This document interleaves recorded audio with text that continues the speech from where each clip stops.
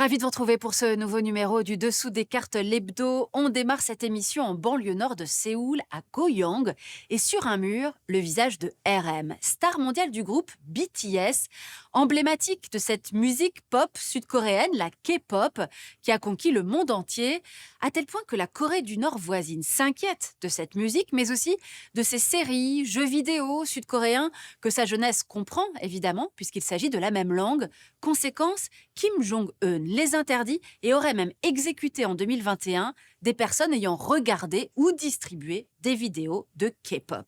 Vous l'aurez compris, on vous emmène aujourd'hui en Corée du Sud pour essayer de comprendre, au-delà de ce succès culturel, pourquoi on parle si souvent de modèle sud-coréen, comment le demi-pays a imposé sa voix, une économie dynamique, une démocratie vivante, un rôle géopolitique certain dans cette région de l'Indo-Pacifique où s'écrit le monde de demain, mais aussi, vous le verrez, au prix d'une certaine violence sociale. Sortons nos cartes. Situé à proximité de la Russie, de la Chine et du Japon, l'ensemble de la péninsule coréenne mesure 223 000 km². Mais la Corée du Sud n'en occupe que la moitié. Et de fait, la Corée du Sud se vit un peu comme une île, entourée à l'ouest par la mer Jaune, au sud par le détroit de Corée, et enfin par la mer du Japon, que les Coréens appellent mer de l'Est. S'y ajoutent 3000 îles, dont celle de Jeju. Mais au nord, bien sûr, le pays s'arrête à la fameuse DMZ, zone démilitarisée de 238 km de long et 4 km de large. Cette ligne, le long du 38e parallèle, définie à la fin de la guerre de Corée, divise Coréens du Sud et du Nord, lesquels ont pourtant en commun la même ethnie, la même histoire et la même langue. Ironie du sort, la fameuse DMZ, infranchissable et minée, est devenue une importante réserve naturelle. La Corée du Sud, Hanguk en coréen, est couverte à 70% de montagnes. Les vallées et plaines côtières sont agricoles. Faute de pétrole, de charbon ou de fer, le pays est très dépendant des importations en matières premières. La Corée du Sud compte presque 52 millions d'habitants, 28% sont chrétiens et 15% bouddhistes. La majorité d'entre eux se dit non religieuse. La densité de la population est forte, surtout autour de la capitale, Séoul, et de la ville d'Incheon. Cette région regroupe la moitié des Sud-Coréens. Les autres grandes villes se situent surtout sur cet axe nord-ouest-sud-est que suit le train à grande vitesse KTX. Malgré sa position excentrée, la Corée a toujours été un lieu de passage, ce qui a marqué son histoire, et c'est ce qu'on va voir maintenant. Dangun, ancêtre mythique des Coréens, serait né ici, à la frontière chinoise, il y a plus de 4000 ans. Le royaume dit de Silla stabilise son territoire au 7e siècle. Celui de Goryeo donnera le nom de Corée. Enfin, en 1392, la dynastie Joseon crée un système politique stable pour 5 siècles. Vassale de la Chine, dont elle adopte bouddhisme et confucianisme, la Corée reste longtemps un royaume ermite, repoussant des invasions mongoles, japonaises et mandchoues. Son écriture unique à 40 caractères devient une fierté nationale. Mais à la fin du 19e, le pays se heurte aux ambitions du Japon. L'empire nippon repousse la Chine, défait la Russie et en 1910 transforme la Corée en colonie, imposant ses industries et sa langue. Des indépendantistes s'exilent à Shanghai. Pendant la guerre, les déportations et atrocités sont massives. Des communistes résistent en Mandchourie chinoise et soviétique. 1945, le pays est libéré, mais occupé par les soviétiques au nord et les américains au sud. C'est la division de la Corée, la fin de 13 siècles d'unité. Le 15 août 1948, Syngman Rhee proclame l'indépendance de la République de Corée au sud, suivie 3 semaines plus tard par la République populaire démocratique de Corée au nord. Juin 1950, Kim Il-sung, soutenu par Mao et Staline, attaque. Les États-Unis et 20 pays sous commandement de l'ONU défendent alors le Sud. À la fois guerre civile et guerre mondiale, le conflit s'achève en juillet 1953 par un armistice. Retour au point de départ, les deux Corées sont exsangues. La reconstruction au sud, alors un des États les plus pauvres au monde, est plus lente qu'au nord, massivement soutenue par le bloc socialiste. Par peur du communisme, le dictateur militaire Park Chung-hee force en 1960 son pays à s'industrialiser. Les banques d'État favorisent de grands conglomérats qu'on appelle des chaebol, comme Hyundai, Samsung, Daewoo. Des entreprises qui produisent et exportent textiles, métallurgie, pétrochimie, voitures et bateaux.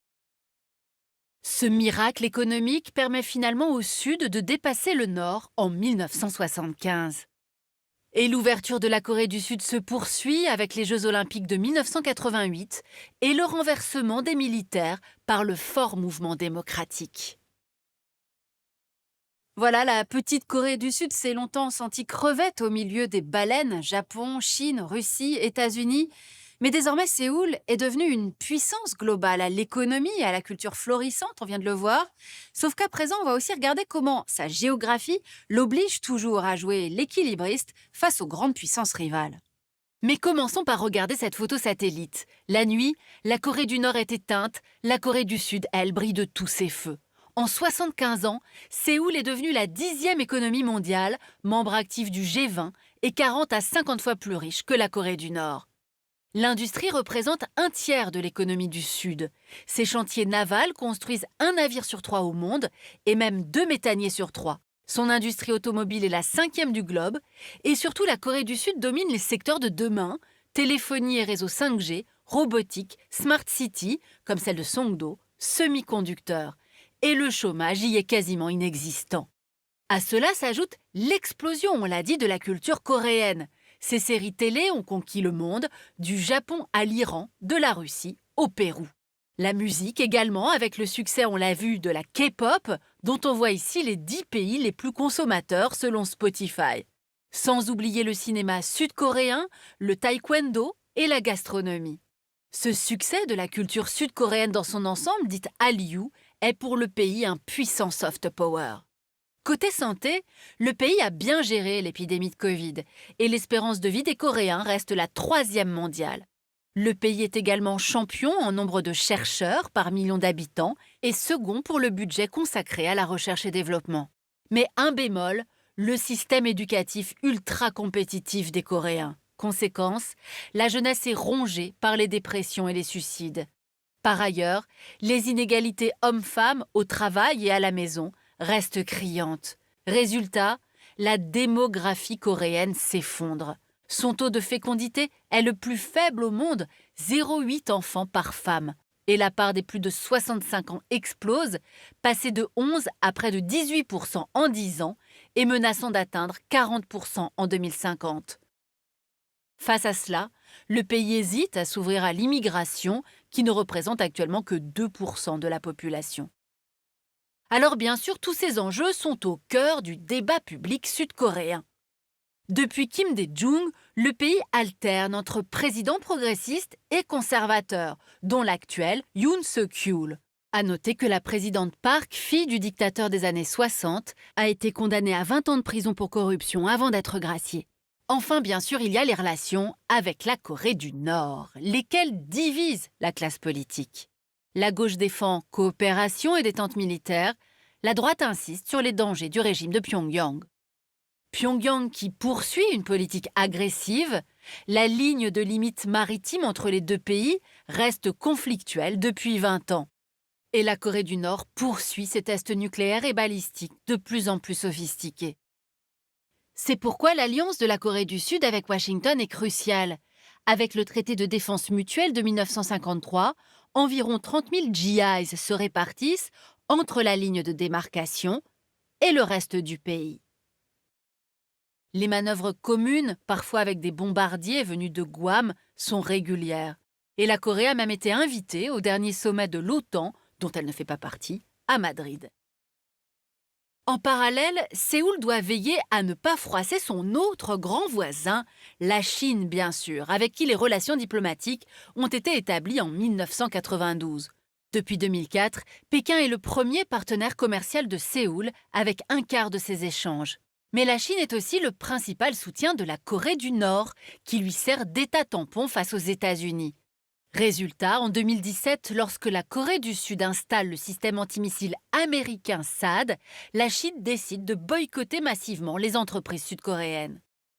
Conséquence, en 2023, Séoul hésite à vendre directement ses armes à l'Ukraine pour ne pas irriter Pékin et Moscou.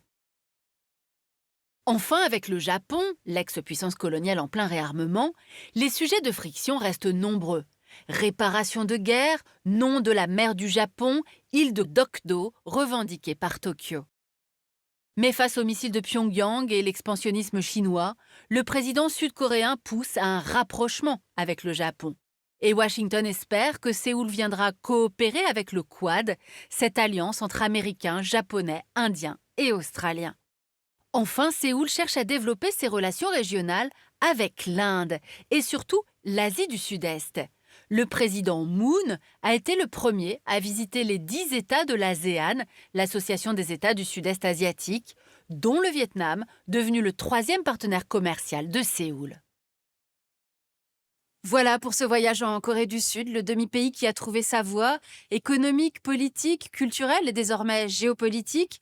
Terminons d'ailleurs avec cette poignée de main historique de mars 2023 entre le président sud-coréen Yoon Suk-yeol et le premier ministre japonais Fumio Kishida à Tokyo. Lien resserré entre l'ancien pays occupé, la Corée, et l'ancien colon japonais. Un sommet qui change la donne dans la région. Ce rapprochement entre Tokyo et Séoul, deux régimes démocratiques, déplaît fortement à Kim Jong-un, le voisin nord-coréen qui a perturbé la rencontre en faisant tirer un missile balistique intercontinental. Ce rapprochement Japon-Corée du Sud déplaît également fortement à la Chine, qui voit la main de Washington, laquelle renforce ainsi ses positions dans la région en rapprochant encore un peu plus deux de ses alliés. Ainsi s'achève ce nouveau numéro du Dessous des cartes. Rendez-vous bien sûr la semaine prochaine, même endroit, même heure. Et d'ici là, n'oubliez pas arte.tv où vous retrouvez l'ensemble de nos vidéos. À bientôt.